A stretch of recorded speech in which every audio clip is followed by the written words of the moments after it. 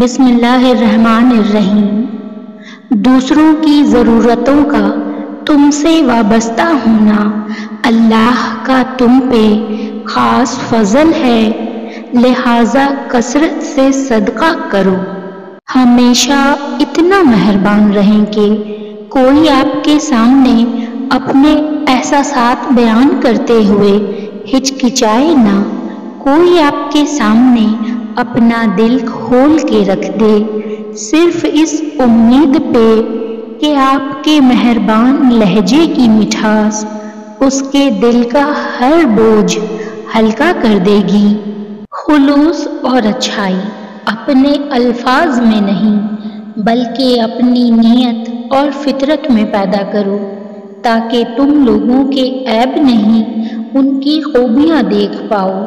بے شک یہ عمل تمہاری بخشش کا وسیلہ ہے۔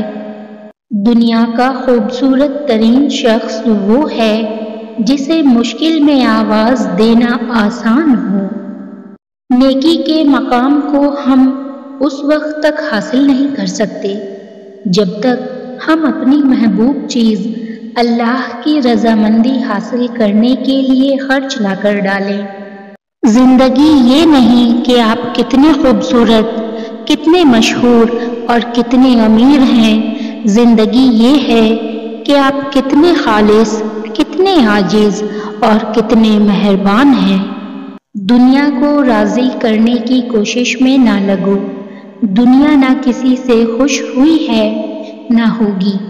راضی کرنا ہے تو رب کو کرو جو ایک آنسو اور ایک سجدے سے مان جاتا ہے۔ زندگی کی الجھنیں سلجھ جاتی ہیں، اللہ تعالیٰ راستے نکال دیتا ہے، اس کی حکمت ہماری سوچ سے پرے ہے۔ ضرورت صرف یقین کی اور ایمان کی پختگی کی ہے۔ مایوس تو وہ ہوتے ہیں جن کے پاس کچھ نہیں ہوتا، تمہارے پاس تو بادشاہوں کا بادشاہ ہے، وہ جو بہترین مددگار ہے۔ دعائیں تب اثر کرتی ہیں جب انہیں صبر کی مہر لگا دی جائے، اور صبر یہ نہیں کہ اللہ پاک سے مانگنا چھوڑ دو، بلکہ صبر تو یہ ہے کہ لوگوں سے کہنا چھوڑ دو۔ یاد رکھیں، اللہ سے زیادہ پیار ہم سے کوئی اور نہیں کر سکتا۔ جب بھی تم چاہو کہ تمہاری دعا عرش تک پہنچے اور مستجاب ہو جائے تو اپنے والدین کے لیے پہلے دعا مانگو۔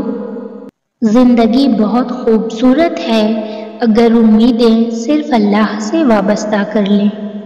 گھبراؤ نہیں، یہ مشکل وقت بھی عنقریب گزر جائے گا۔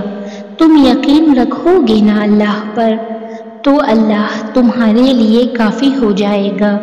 نظر انداز کر دو وہ سارے وسوسے جو تمہارے دل کو بے چین کرتے ہیں۔ تم مدد مانگو اللہ سے، پھر دیکھو کیسے مشکلات کا حل نکل آئے گا۔ اے عزت دینے والے رب، ہمیں ان لوگوں کے شر سے محفوظ فرما جو ہماری اچھائیاں تو چھپا لیتے ہیں لیکن ہماری برائیاں پھیلا دیتے ہیں۔